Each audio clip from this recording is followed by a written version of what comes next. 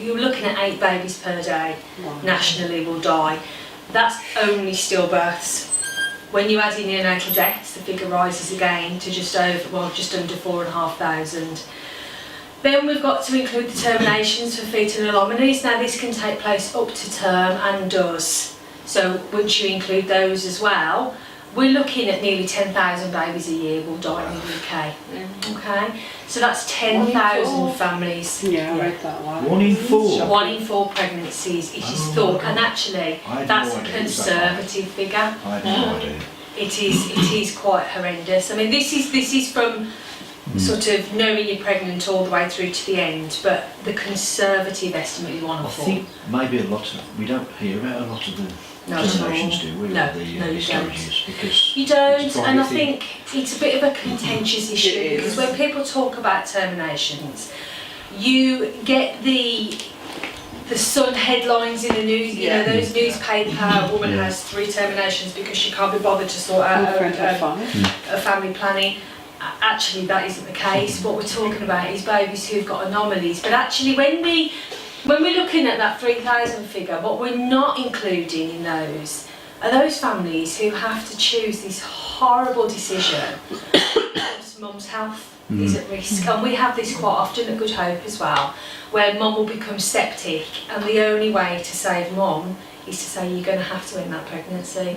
Now you can say that to her at 24, 25 weeks, that she's felt that baby move, they've made plans for that baby, and that baby's heart will still be beating when we say that to her, and that baby can be born alive and we can't do anything about it. Heartbreaking for everybody. Heartbreaking. So they can hold their baby as their baby dies. What would cause that sepsis? It depends. Sometimes if a mum's waters go, she can get what's called ascending infection, so she could get an infection that goes behind the placenta into her bloodstream and she becomes septic, and actually our only option at that point is to say to her, this is what's causing it, we need to get rid of the cause. I'm probably not one of the only people, but I would say I would be really, really happy if I turned into work tomorrow and they said, actually, we're never going to need you again. Do you know what I mean? That would be great for me. I'd be like, fantastic. You have a baby, you never think you're going to be planning your baby's funeral. You never think you're going to be picking the outfit that they're going to wear in their casket, and you never think you're going to go home with just a box. So instead of going home with your baby, you go home with a box full of memories of your baby, and that is what you walk out that building with. So we try and build as much as we possibly can, and we throw as much as we can at these parents as well. You will get some parents that say no, they don't want anything, and our discussion with that would always be, do you know, if you have it and never ever look at it, that's fine, but if you don't have it and then you want it in 10, 20 years time, we can't go back and do it. These are some of the charities that we just our trust work with. And it goes to show that actually we can't do what we do without the support of charities. We just can't. All of these charities provide some sort of memory building or some sort of support for families. And it's only when you start scratching away at the surface that you actually see how many different charities are out there. But yeah, we can't do what we do without you. It's that simple. Kevin wanted me to talk a little bit about feedback from families about the service that you provide, and we get loads of really good feedback, and I could tell you till I'm blue in the face what I think you do is amazing. I always sing your praises because I just think to give up your time and your expertise though is just huge. It's huge. But actually what I wanted to do is introduce you to George. George was their 3rd baby.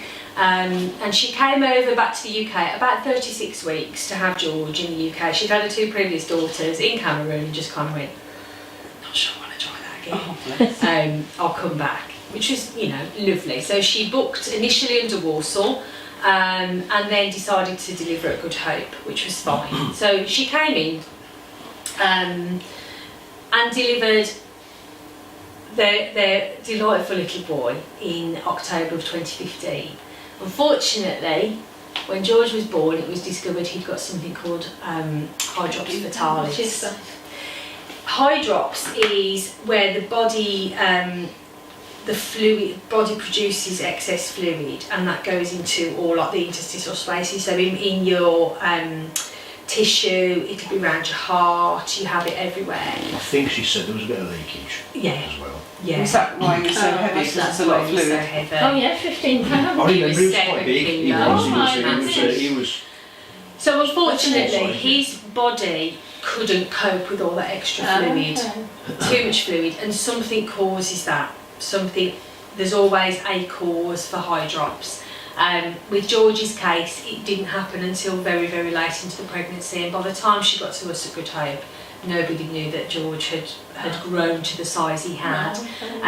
He really should have been born probably about 3.5–4 kilos tops, so he'd almost doubled his body weight in fluid, and his heart couldn't cope with it. So when he came out, despite extensive resuscitation, he only survived for 67 minutes. He's part of our family, he always will be. Of course, pictures don't change what's inside your heart as a parent. George is never far from me. But they give you something you can touch, something that lasts, something that's real, that sadly we didn't have with our boy. They give you a lifetime.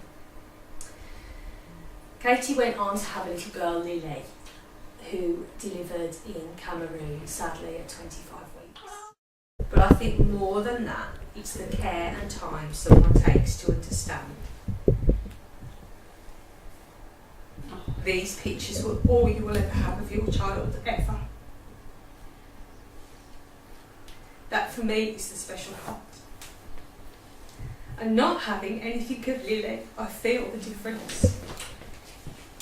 Told you I was a crier. I don't think you're alone. I see her tiny face in my mind, but it's fading.